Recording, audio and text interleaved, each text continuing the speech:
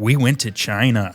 Yeah, super exciting. So we've talked about the whole entire aspect of inventing from beginning to all the way up to manufacturing and sales. This is exciting because it's firsthand knowledge of dealing with manufacturing in China. And that's kind of we've talked about, do you do it in the United States? Do you manufacture in China? This is one of the real great reasons why you do, and how feasible is it to actually go over there and meet the people who are manufacturing your product? Right. Yeah. So a quick background on, you touched on it, things you and I have talked about in this podcast. Things change, right? I was kind of like I think episode 5, 6, my position was, you don't need to go to China. And then I got screwed a lot of times. And I learned that something had to give before we were going to break into that next threshold. And I called Steven and I said, look, man, I think we have to go to China. You know, we've had X amount of shipments screwed up, miscommunications, bad product. I think it's time to go to China. But here's the deal. I can't go. I just had baby number 2. So, Steven, when I approached you with that idea, what was your first thought about going to China? There's no real thought on whether I could go or not, because luckily I don't have any kids yet. It was more of a logistical task to get me over there. But I think we were on the same page in terms of why we need to go to China and timing as well. I think we were both in sync with that. So it wasn't really should I go or should I not go? It was when should I go? Yeah. When do you think people will come to the realization or need to make that decision? What's the threshold? Do I need to go or not? Yeah, I certainly think your stories that you've shared here on the podcast, I'm sure, is you getting screwed by several different manufacturers in the past. I think that's step one. It will happen to any inventor at some point. Nothing's going to be always as perfect as you think it would be. 2, having the financial ability, or the company having the financial ability to get someone in person in China. It's expensive. It's a time commitment, and not a lot of companies can afford to or have the ability. Let's be open with I don't mean to cut you off, but let's be open with everybody. How much did it cost for you to go for, and how long did you go for? So I went for about 2 weeks, which I personally think was a tad bit too long.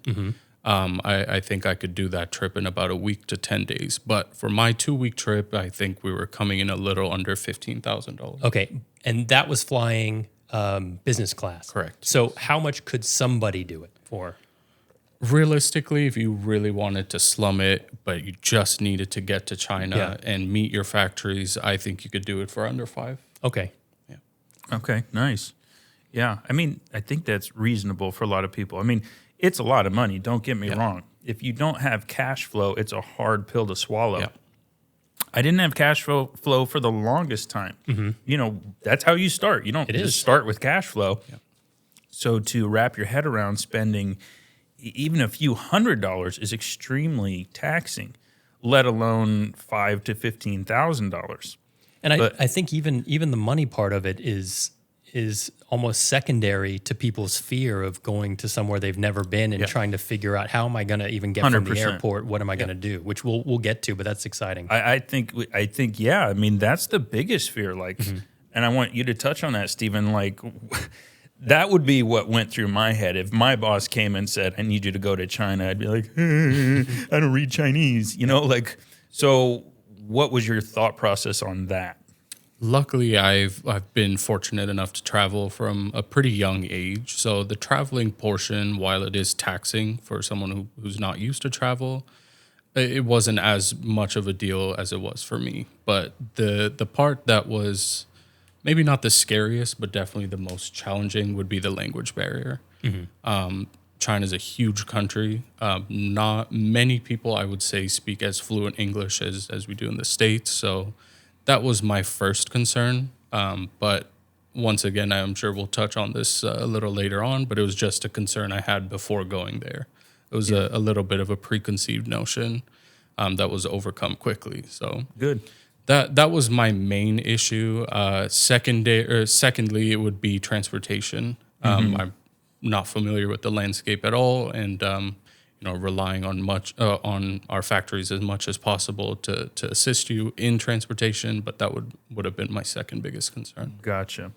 And so I guess what I want to do in the first part of this podcast is prep people for, do they need to go to China or not?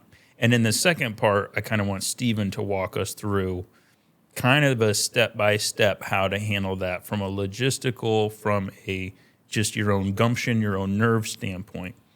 So when you're starting in Invention, you're starting to manufacture a product, you just need to find out if it has legs, right? So the last thing you need to do is hop on your little legs and go to China when you don't even know what you have yet. If there's no market for it in the U.S., which is likely where you're going to start selling, or Europe, Australia, wherever you are, you're going to start locally. If the market's not there for it, then you can save yourself a lot of time.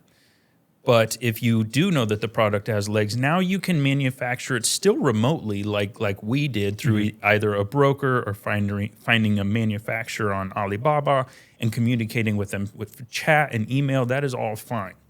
But the real deals happen in China. The real meat and potatoes is in China. It's a country that, you help me understand, really respects a handshake, really respects being looked in the eyes, really respects putting in that time and that effort. The fact that you showed up to their front door and you're ready to hear them out. What do you need? What quantity do you need to be motivated, factory? What do I need to give you to let you know that we're here for the long haul? And it's a good quick time to remind people that Grant and I did things differently. I have a broker or a middleman here in Los Angeles who handles all this. So I never even had the need or the interest to have to go there. And they've dealt with my quality control. And I think that's kind of what spurred you to even do this, is you had some quality control issues of your own. And you're like, I feel like we need to go and talk to somebody in person. Right. Right. Yeah, that's what it was. Yeah. Like you just get so frustrated with the emails. Like, oh my gosh, getting samples and then having to put all of that back in an email. No, you made A the size of B, and and this was too long, and this buckle had issues. It is so endless. It's just a sea of emails, and the main problem is, whether it's the broker or the Chinese manufacturer, they're just not taking you that seriously. I mean, when you get an email, the understanding is I have 24 hours to open this, right? Well, sometimes it's even 48 and 72 hours with a manufacturer or broker. So it just adds up and up and up. We're coming up on Christmas. I knew we had to make a decision. We have to have shipping containers of product here by Christmas. And it was July when we proposed this. And yeah, that was barely enough time. Now we'll get into, we found a manufacturer. We're aligned to have product by Christmas, but that would not have happened if I was just starting some email process in July. No, we had to get boots on the ground. Yeah. So Stephen, how does that's Grant just brought up a good point. There has to be some basis for where you even had the idea. And then what was the first step? Because you're not just going over there thinking, I'm going to go randomly knock doors on these different manufacturers. Yeah, a key part of the decision to go was, once these issues had occurred with our previous supplier or manufacturer, Grant made the decision to at least shop the idea with various factories, some within the same district or city as the original manufacturer, and some that are a little bit far away. That was step number one, establishing a connection, a bond, seeing how or if the new manufacturers or the new factories are able to and willing to make our product. And did you have a bunch of people that were receptive and not receptive, or was everybody pretty interested in communicating with you? I think Grant could speak to that a little better, just because he knows what it takes to build out a product from scratch, and I think he'd be better to speak on. Right. This. Well, the main thing is you have to have people lined up before you go. Okay, that's just that's step number one. So the way this started was me sending a WhatsApp message to two people I'd been kind of grooming to maybe be our manufacturers, and I said, hey, I said it very matter of fact, although I didn't know yet, I hadn't even talked to Steven. we're planning on coming to China in 2 months. Would we be able to visit your factory? I mean, that's a good first question. If their factory is their garage or whatever, they're not going to be so inclined to treat you to a show. So, both of I asked this to both the manufacturers. They both said, of course. This is very common. I learned that in this process. Of course, come to the factory. We'll put you up in a hotel. We'll this, that, and the other. When are you coming? Very excited. Right then, the tune changed.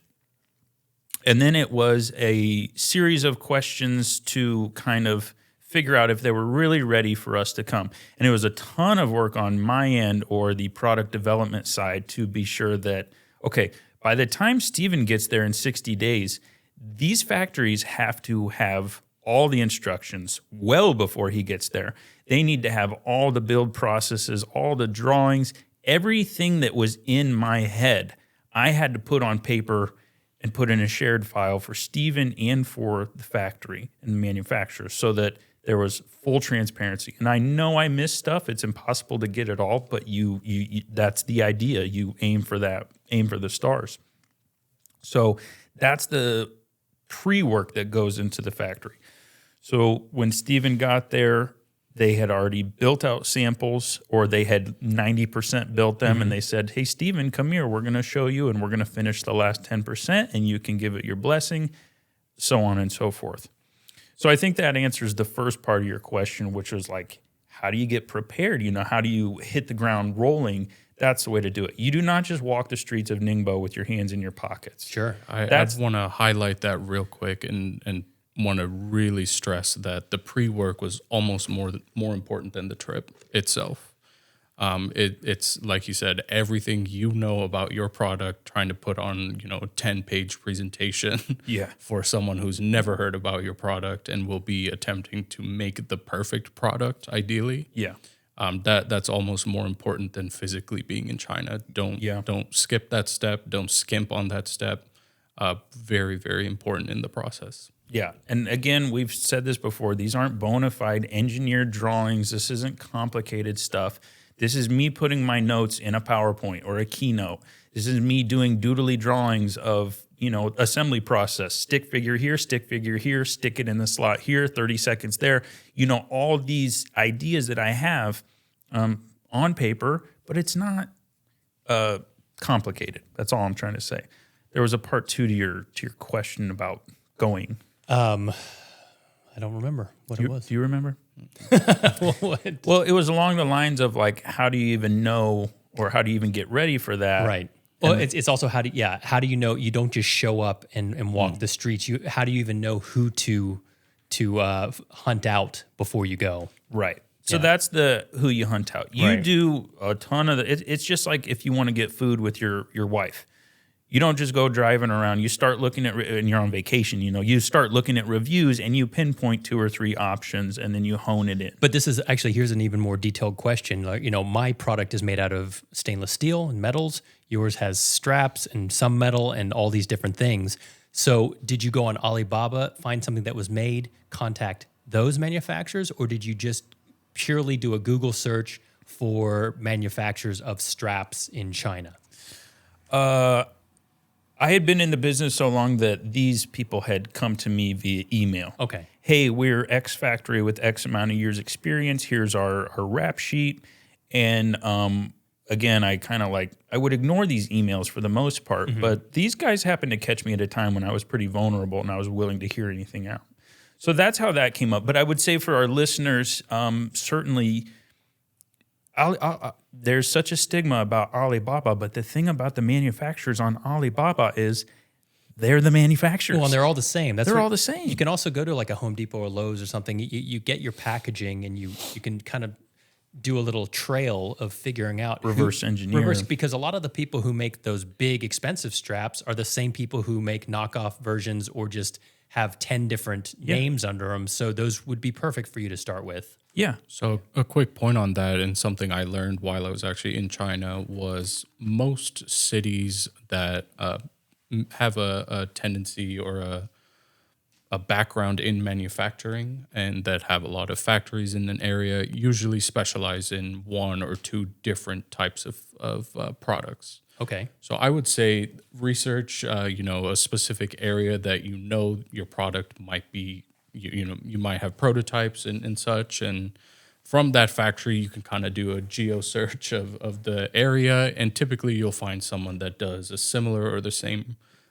product that you're So looking is at. it safe to say that, I mean, no one well, that's not true. It depends on your product, but no one factory typically will be able to have all the components in-house. What they will do is source those for you locally and then bring it all together and do it there. Yep, Okay. that's exactly how, in our instance at least, that's how it was. Going to one area that specializes in maybe the main component of your product, I would say is important. If you know your product hinges on this specific material or this specific apparatus, you'd want to focus in on that area for that, and then the rest of the components that may not be as important or maybe readily available in other areas of China, you can ship that easily to the main factory. So that might be something to tell people if they do have multiple different components. And when I say that, like in Grant's case, you've got strap, which is webbing, you've got a hook, which is metal, you've got a buckle, you have springs, you have all sorts of different things. Maybe a better manufacturer would be somebody who would help you source these things instead of you having to source 5 different people and having it manufactured somewhere. They can do a little bit of that dirty work for you. Yeah. Okay. And it is hard work to, pinpoint maybe, how many ever components you have in your product. Pinpointing the perfect factory for your product could be a challenge for us, but much easier for a factory that's been doing this for several years. Yep. Right. Now, there's a difference we've touched on before between you're kind of dabbling into it, the difference between a true manufacturer and a trading company. You got a pretty good understanding of the difference, right? Then I'll let you touch on that, please. Sure. So we specifically had in our mind to visit 2 different factories in China, one being in the Ningbo area, which is typically known to make components and straps in general. So perfect location for our product. And secondly, a different location in the Jiangxi province, about 8 to 9 hours away from Ningbo. Oh, wow. Via car. So I learned very quickly in Ningbo, you could see there are signs in English that have cargo lashing companies and tie-down companies, and that's how they advertise their factories, is they're catering to a specific target demographic. When I went to Jiangxi province, I was immediately told that this area was known for textile manufacturing. So it kind of clicked in my head that, the factory might serve us well. However, it's 8 to 9 hours away from the nearest seaport. You immediately start to think of things like shipping costs. Where are they getting their components? If everything's in Ningbo, or, if you're sourcing a product for quick tie down. There just might be a different geographical location where everything happens, but this factory's kind of out of the way. So going back to your question about the actual manufacturer and the trading company, the manufacturer that we spoke with directly was based in Ningbo. And we can dive into that later, but great experience. You got to visit the factory, watch the process. They show you how they'd make your product and, kind of guarantee the quality in terms of issues with components. They would be the first on hand to decipher whether there are any issues and fix them before we ever see the product in the US or worldwide. My experience with the trading company in Jiangxi province is there's a middleman. We were essentially dealing with the middleman, and then there would be a separate factory that handles production and components and et cetera.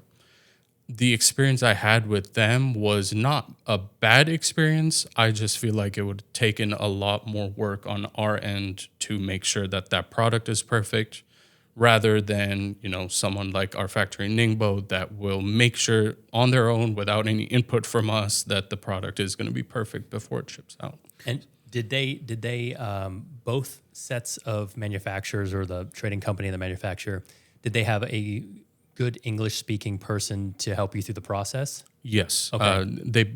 individually, they had at least one or two people that were able to converse with me and do the translation to their team, their manufacturing team, et cetera. Yes. But I don't think it would be a bad idea to hire a translator. I think it's a pretty common practice to hire a translator for your trip for about a week, and you get to hear maybe a more true English speaker who knows how to communicate with an American, but also know the intricacies of the Chinese language. Okay, and if you were to suggest that to our listeners, do they have, or maybe you don't know this answer, but do they have specific manufacturing knowledgeable translators? I'm not too familiar with that. Yeah. That would be something good for us to all look up, because I think it's important, a translator versus someone who knows what they're talking about. Good question. Yeah. Very good question. Yeah. I mean, there's got to be, it's business. It's what they do there. Yeah, of I would be course. shocked if there wasn't manufacturing specific, even companies to do more than just translate, Sure. to make sure, like, let's read the contracts they put in front of you. Let's vet, a true third party, unbiased. That's a good idea. And that brought up a good point. Is we've had several people suggest to us to hire a third party manufacturer, not so much for the translation portion, but more inspection on the final A product. third party QC inspector. is what you're saying. Exactly. Okay. Yeah. So after the product is complete, and maybe even during the process of making our products, just having a third party visit the factory, make sure everything's on point and it's exactly what we want, just as an added step of quality control. Okay. Very nice. So let's go back to like the story part of this. I think most listeners are sitting here like I was, just kind of essing their pants at the thought of going to China. So you get off the plane in China. What's your experience? Beautiful airport, first of all. Oh, yeah? It's a beautiful airport. I landed in Shanghai, which is about 3 hours north of Ningbo, our first destination. So landed in the airport. There's plenty of English signs to get you through the airport. Okay. I think it would feel like any other airport you've been in. Sure. So that part wasn't intimidating. I would say have all of your documents in order, and Grant can attest to this. I'm kind of crazy when it comes to that. I make sure double check, triple check your documents, your visa's good, all the requisite forms that the Chinese customs would require from you. Make sure you have that all on point before you go. And my process was seamless. I had no issues with any customs or anything entering the country. Okay. Did you have a representative waiting for you there, or you had to make your way to the hotel yourself? So we got lucky, and our factory in Ningbo sent a driver up to pick me up.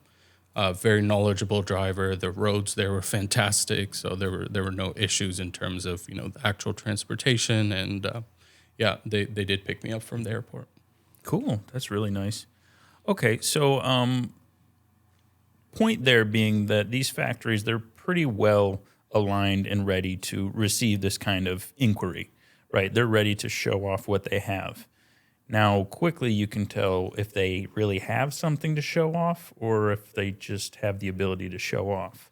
So for you, what were things that stood out about a good factory? We can't really speak to a bad one because we didn't see any bad ones, but what were things that stood out between their attitude and the atmosphere and the physical place? Like, what are those? Yeah. So first of all, I think the culture there is, in business at least, is very straightforward. There's not a lot of, pleasantries, if you will. And for me personally, I'm fine with that.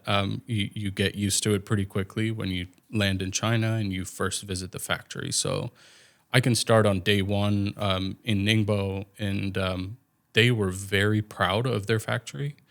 And just like as normal people are proud of something, you want to show it off. Yeah. And they did that. And I don't think any part of their factory tour was exaggerated. It was the actual work. It was the work product. It was the quality of their work.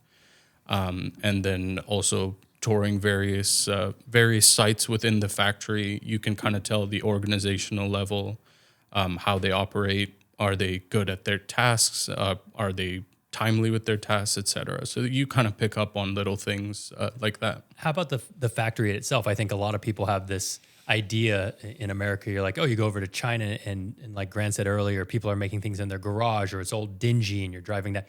You said it was gorgeous. Like this is so Immaculate, he Yeah. said. Yeah, immaculate in many different ways. One, just the work quality.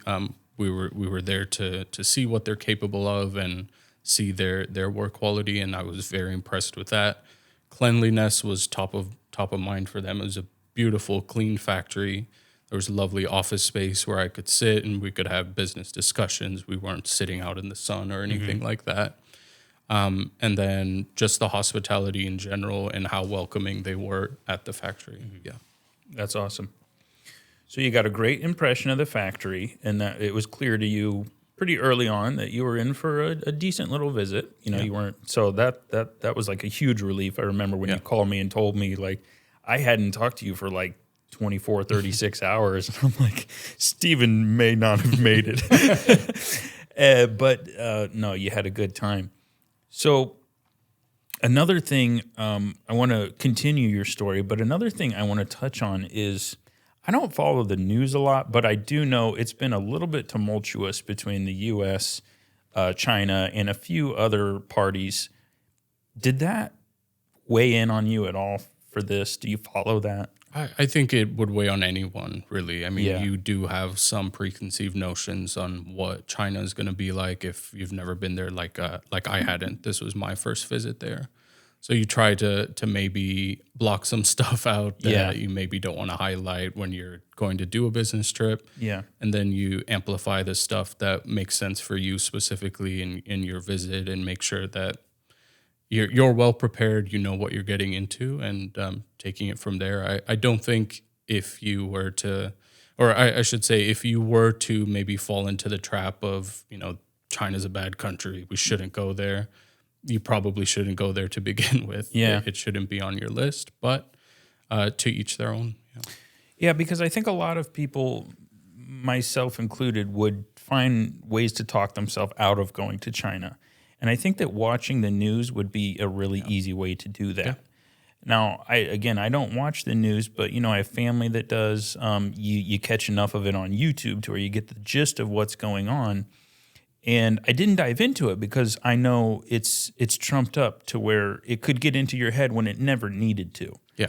And I applaud you for you not letting anything like that get in the way, because I know the first thing that, you know, maybe I would have said to friends or relatives, oh my gosh, China now, don't you know, testing nuclear this and Taiwan that. You could get so inundated with crap so fast. But at the end of the day, you made it.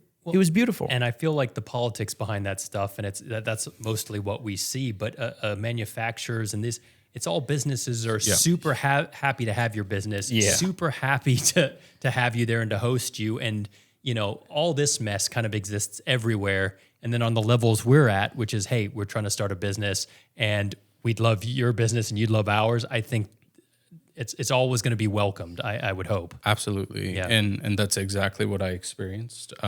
We were there for a business trip. We weren't there to talk politics or anything geopolitical. We were there for a specific reason. They are a business. We are a business. You kind of bond in that sense, just on its own. But once you're there, they just respect the fact that you took time out of your life, your job, whatever. It's a long flight, long few flights, if you will. And, they appreciate that you took the effort to do that. Well, let's talk about hospitalities and courtesies. And just, for the listeners, I think people are excited too. Are you allowed to say no if they offer you something? Do they respect that fact? Do you feel weird if they're like, hey, come drinking with us? And you're like, I don't really drink, or, whatever it may be. Sure. So my experience was they're very willing, again, to show off their cuisine, which is much different to probably a lot of us have in the U.S. or maybe Western countries. That's the first thing, is they bond over food. And that's a very cultural thing that I've experienced in my personal life and definitely on this trip as well. Bonding with food, meaning drinks included. I myself was fine with drinking, so that really wasn't an issue. However, speaking to your point of should you feel bad saying no, absolutely not. Yeah. You wouldn't feel bad if someone from China came here and said, I don't want to eat McDonald's. You'd respect it. You'd take them elsewhere. Yeah. And I don't think that changes there for any specific reason. You didn't feel pushed or, That's great. Not at all. Okay. I think that's a lot of people's fear. They think of their in-law who has a different cuisine. Their family eats different cuisines, and you have to be respectful and eat everything. That's more of an in-law thing. They know that you're a Westerner coming to do business. They're not expecting you to eat something that's crawling off the plate. Yeah. And that being said, I went in with an open mind. I tried everything I wanted to try, and I didn't try what I didn't want to try in terms of food and drinks. And they were very respectful of that. If I tried something and I said I didn't like it, they understood. Cool. On the flip, you try something, you really like it, they really appreciate the fact that you tried something new. Okay. So everybody can find something they like. When you brought this up to Grant and I, and it would be fun to share, is the difference between business and pleasure there is a pretty definitive line. It's like, we're not going to talk about manufacturing when we're having a cocktail and eating. Exactly. Yeah. So I think here in the U.S. specifically, and me and Grant do this all the time, we'll go to maybe a restaurant or at home and we have some drinks and we talk about business simultaneously. Yeah. It's not as well received there in China. So my experience was business is business in office during office hours, 8 to 6, whatever it is.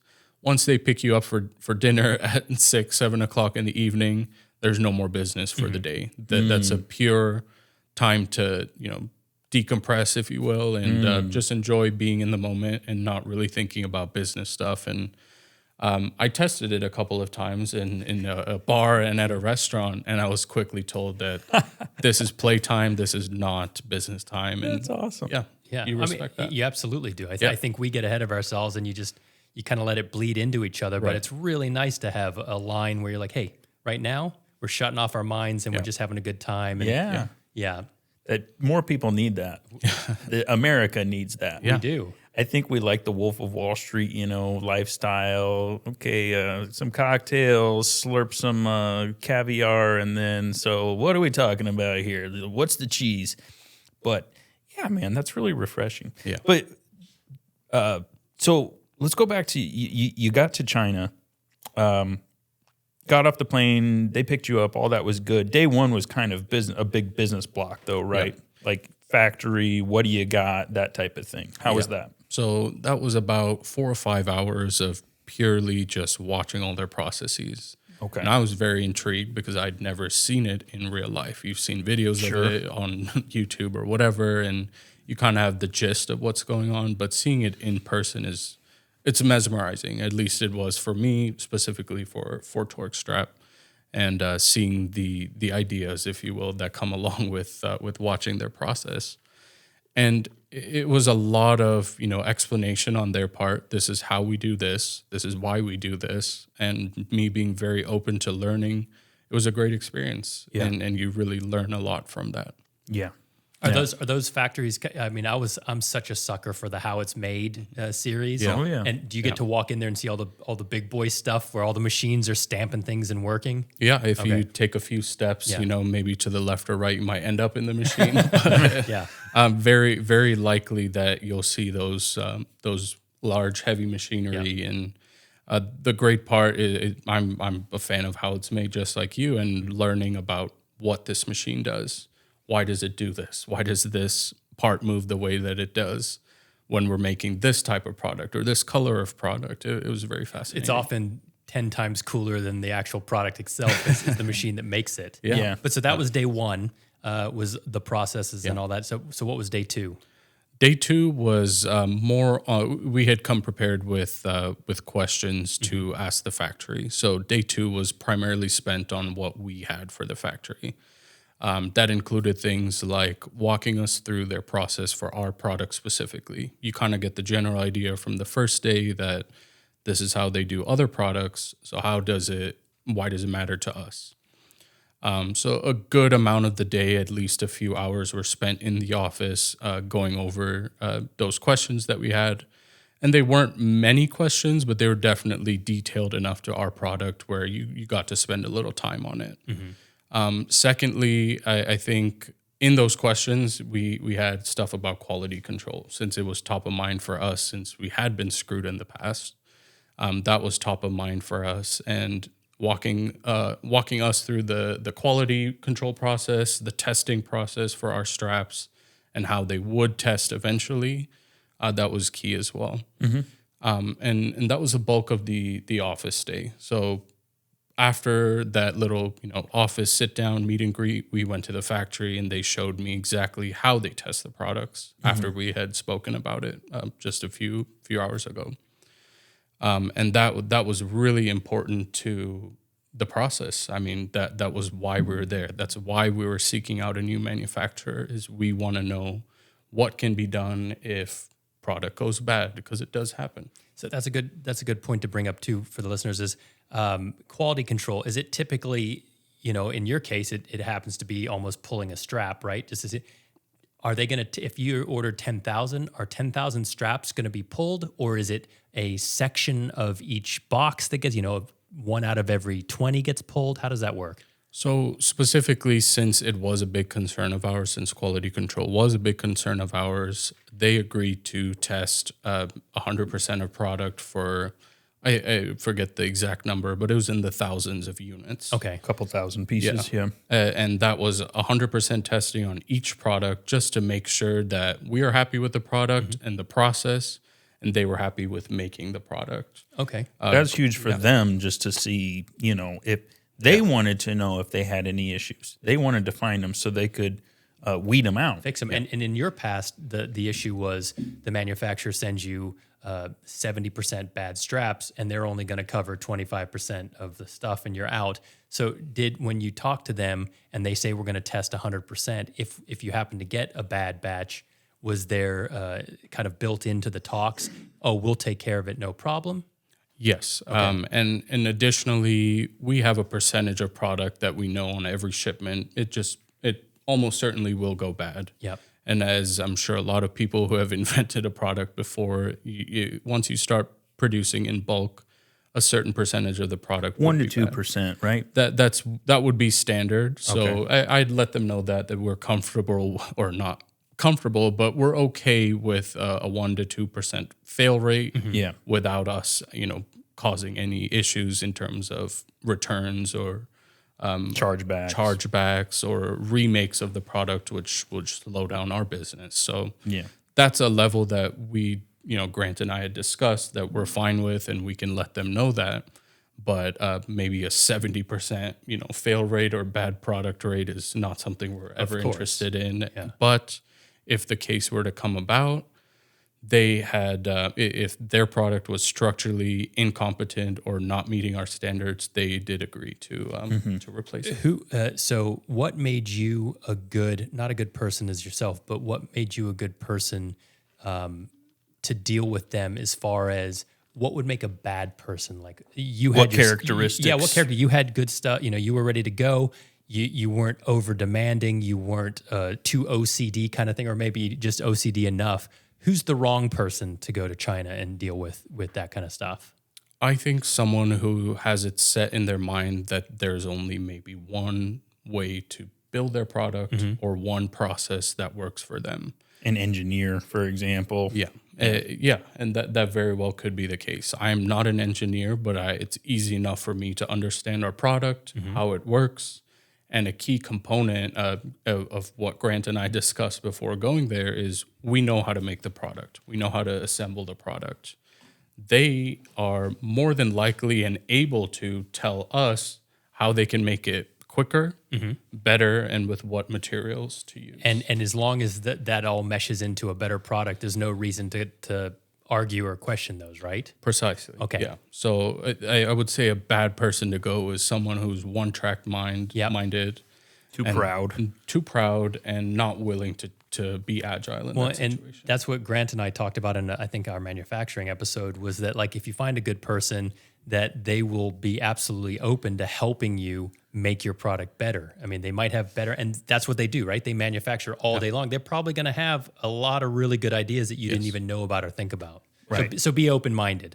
Absolutely. Yeah. And secondly, on maybe a more personal level, just being open, I guess, to receiving a different culture. Yeah. Their cultures, it's inherently different from what we do in the States, in the Western world. And it takes a little getting used to. And if you're not open to it, if you're not open to trying new cultures, not food specifically, but that's a part of it, I would say that becomes a barrier. Yeah. I think you personally carry the characteristic and the trait of, well, you're well-traveled, which is great. So you're not afraid to try new things. And two, you're very invested in the business, which does not go unnoticed, but you are just detached enough from the product to where you can focus on business. Yeah. I told my wife, she goes, she knows you fairly well, but she doesn't work with you. She said, "Is Steven, can he handle it?" I said, "Of course he can handle it. I mean, he'll do a better job than I can because he can focus on what's important. And what's important is getting a good product in as many hands as possible efficiently." Yeah. Had I gone there, I may have gotten so hung up on my heat tunnel idea that I just drove them insane. I even, I probably went back and forth a couple times with this manufacturer before you got there saying, "No, you have to sew it this way, that way." Finally, he said, "No, all caps. We know what we're doing. We're going to do it this way." Right.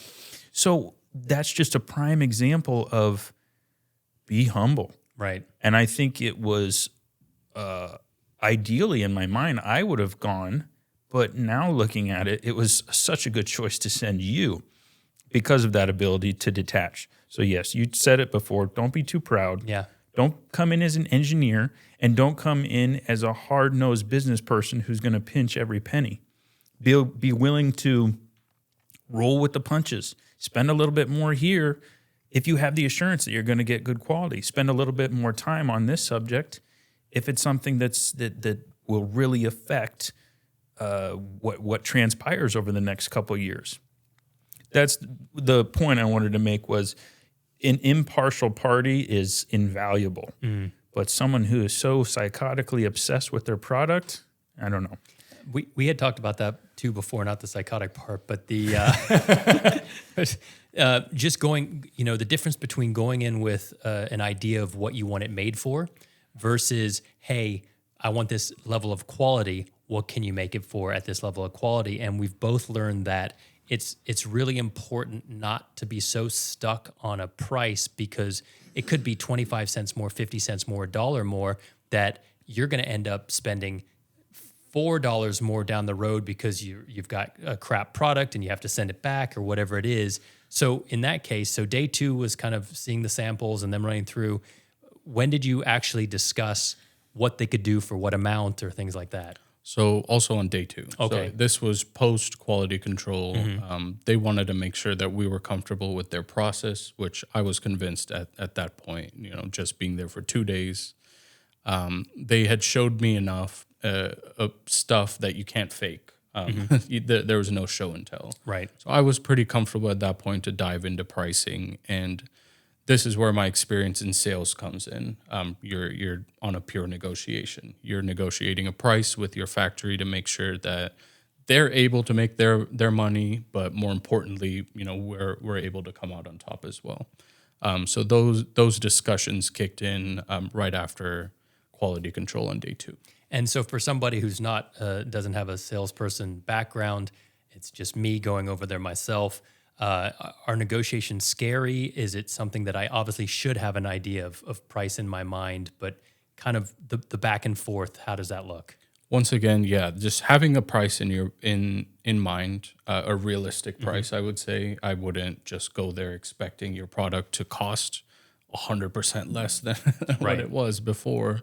Having a realistic number you want to be at, and once again, being agile, being willing to listen to what they have to say. And if they say this component costs more because of this reason, you can't end your negotiation based on one component or a few components being slightly higher than you'd expected. And do you feel overall that those conversations are pretty honest? If they're like, this spring is going to be 20 cents more than you think it is, you could probably trust that? You could or you couldn't. Right. You're just not going to know until you ask every factory in China that makes a spring, and then that turns into a whole different issue. That's a great lesson to have. It's why, if you need a new roof, you don't just go with the first person. Yeah. You get 5 bids and you're like, okay, well now there's an average to that. It's even if you don't go visit multiple factories and multiple people, I think it would be good to approach several factories beforehand, even through email or whatever it is, and get an idea maybe of what it's, if you can, right? Yeah. And so in this specific instance, we had all the components that we were assembling our product with, so we knew what we were being charged initially before ever visiting China. So having those in mind, taking those to the new factory and saying, this is what we are currently getting charged. This is what we would like to be at. They very, categorically went down each line item and said, this is fine. We can match your price. This is fine. We can match your price. This we can get lower. There's one component that will be higher.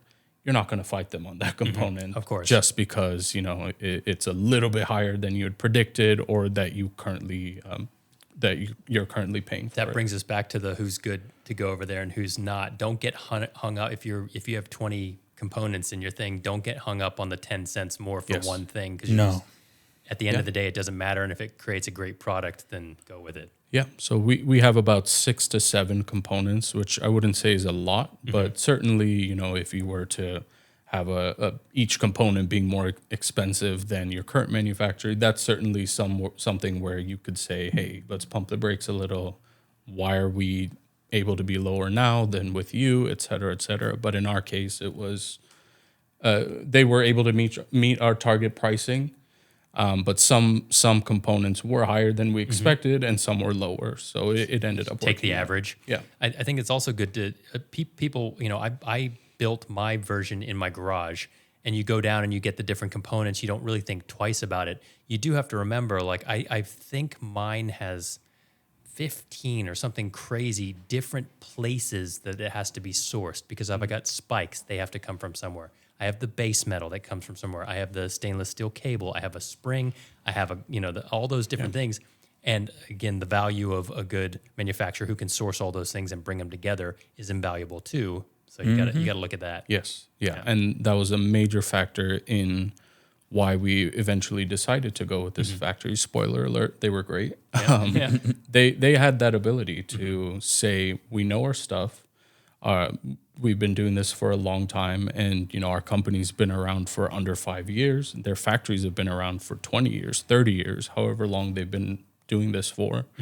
And they have those pre-existing relationships with various component factories that will only assist you in the long term as the customer to them. And did they show you some of the other products that they made for other people, or was it specific? Yeah. Okay. So there's a predetermined amount of catalogs, if you will, that other companies have provided to them to showcase and show in their actual offices. So there were various different products in this specific factory, some related to us, others related to a parallel industry, but not really with us as Torquestrap.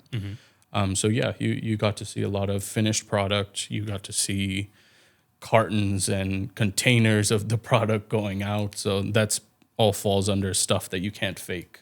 You can't fake, filling up a containers worth of product for another company. And the bigger and better manufacturer also takes care of packaging. Yeah. Okay. So you would probably classify that as a component rather than the actual factory itself, because it is done by a different factory, a packaging specific factory. And you just add that to your list of components. Okay, gotcha. I think this is the huge difference between China and U.S. manufacturers. We live in the greater L.A. area where aerospace is huge, so I was able to find a lot of people who might make hooks and buckles and stuff. If they're a metals guy and they make hooks and buckles, that is all they give a rat's what about is hooks and buckles. You're not going to get him to also source this and that. Like, that's the huge difference. Now, that can be awesome and that can be scary, because that's where a lot of the yes, sir mentality comes from with China. Hey, can you make my blender? Yep. How are you going to do it? I'm going to do it. This is how the Chinese respond. And, okay, but will you source? We might source, might not, but we're going to do it. It's awesome. It's a really cool thing, but understand that generally speaking, they're like the U.S. companies. Maybe they only make plastics, but they're willing to take on, or maybe they only make, electronics like household appliances, but they're willing to take on the full scale of the project. The glass for the blender bottle, they're going to outsource it. the boards inside, they know how to source it. The packaging, they're gonna source it, and they're gonna do it all unbeknownst to you, unless you go and see and talk to them like Steven did, and that's where you find out. Okay, you guys are gonna do this. That's fine. I just want to understand who's doing what.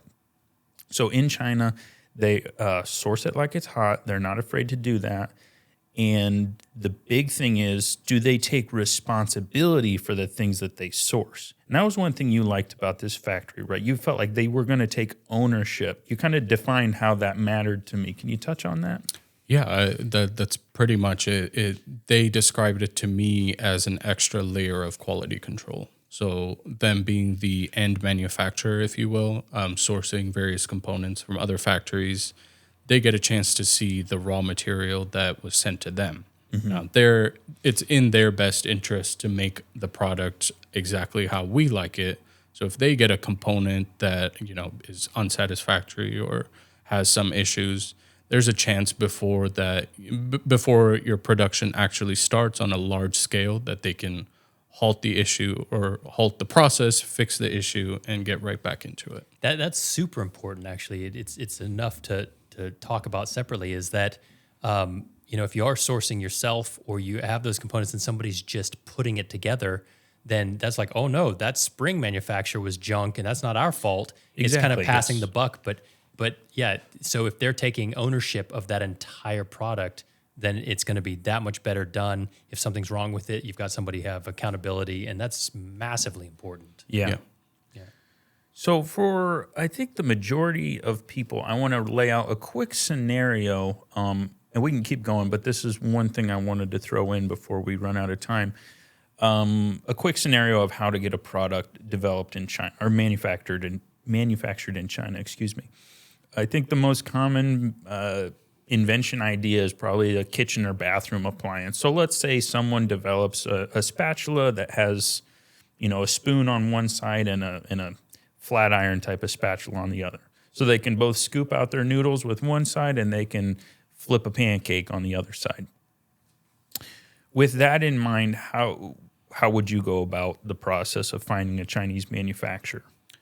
That's a loaded question because, like you said, it's going to be different for every different style of product. But let's just say that the main component of your spatula, fork, or whatever you want to call it is plastic or metal.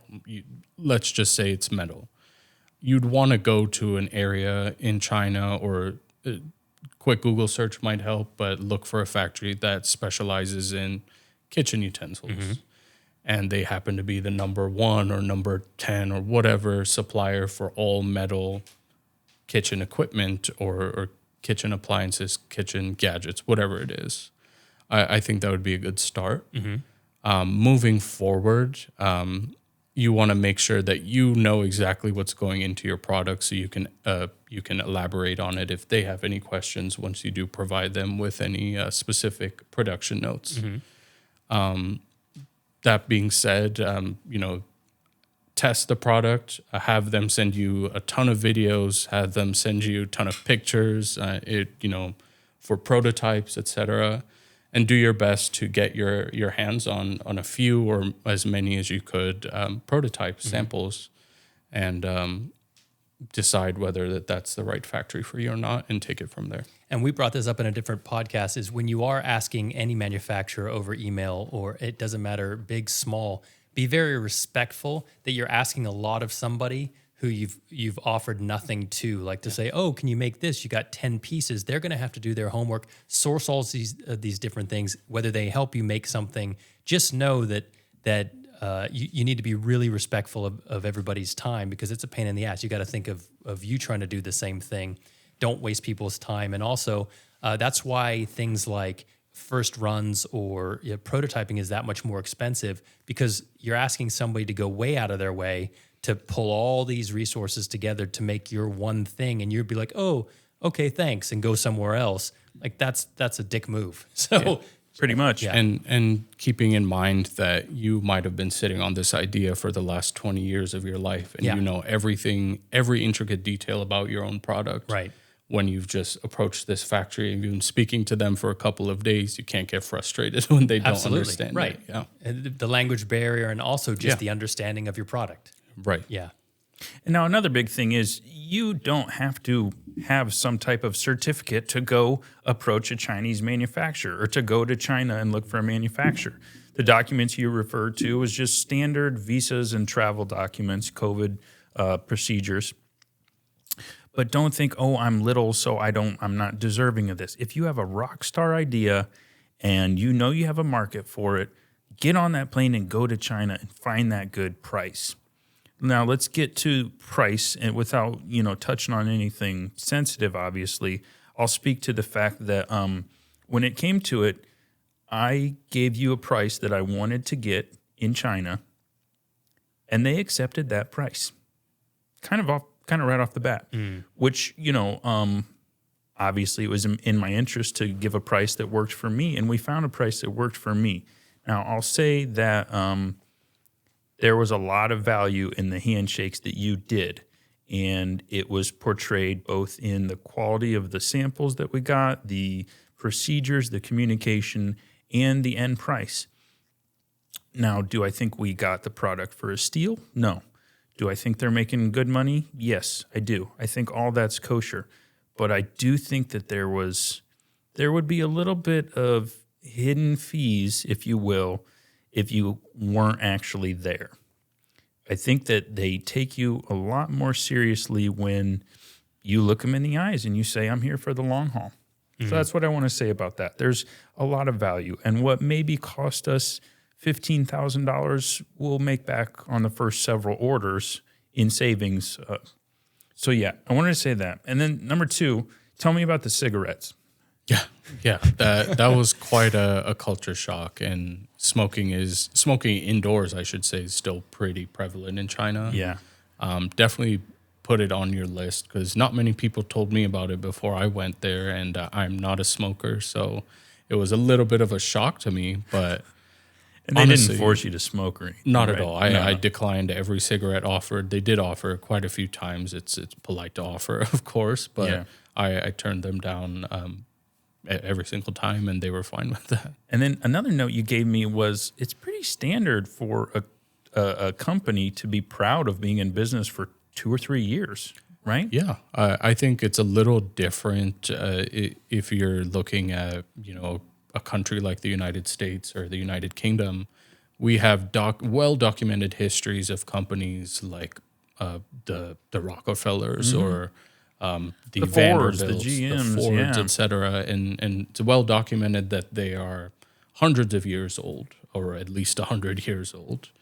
And that to us would be a considerably long time, and that's a well-established business. But just the way that China is growing, if your company's been in business, let's say 3 to 5 years, that's something to be really proud of, because things are changing there on the daily, it seems like, and there's so many industries that you could get started into in China in its current business environment, that you're proud of a company that's just been around for 3 to 5 years. Maybe it's not, for us in the Western world that long of a period of time, but it is pretty common in China to be proud of that. Yeah, okay. For sure. Well, let's end it with a bang. Any really interesting questions or topics? I would cricket. Yeah, cricket. No. Let's just finish off with saying, you said 5,000 for the kind of the bare bones trip. Let's just say somewhere between 5 and 10 for a decent trip. Do you think the average person who has an invention, who's a little more savvy and not going to be super afraid, could go over there and deal with a manufacturer in person? Sure. Yeah, okay. I think the biggest hurdle would be the cost of a plane ticket from the Western world going as far as China. That would be your number one expense, hands down. If you were to not have as much assistance from a factory and you were to do this on your own, there's McDonald's on every corner there. There's a KFC there, and it was all delicious, by the way. Yummy. You can eat and do the basic necessities. You'll live just fine. You will live absolutely just fine. Okay. The hotels are wonderful. There's 3-star, 4-star, 5-star hotels that you could stay at. That's not really an issue. So I would say the biggest hurdle is the airfare. Okay. Amazing. Well, I love it. And I think that it's a lot to cover in one episode. We certainly covered as much as we could. If you guys have any questions, you can always send us an email. You'll see that in the show notes. But without further ado, I'm going to go ahead and put a wrap on it. Look, guys, thanks for tuning in again today. Join us on whatever platform you may be on by liking, subscribing, following. Remember, we all took the punches so that you don't have to. So at the end of the day, take advantage of that, and we'll see you guys on the next one. Thanks a lot.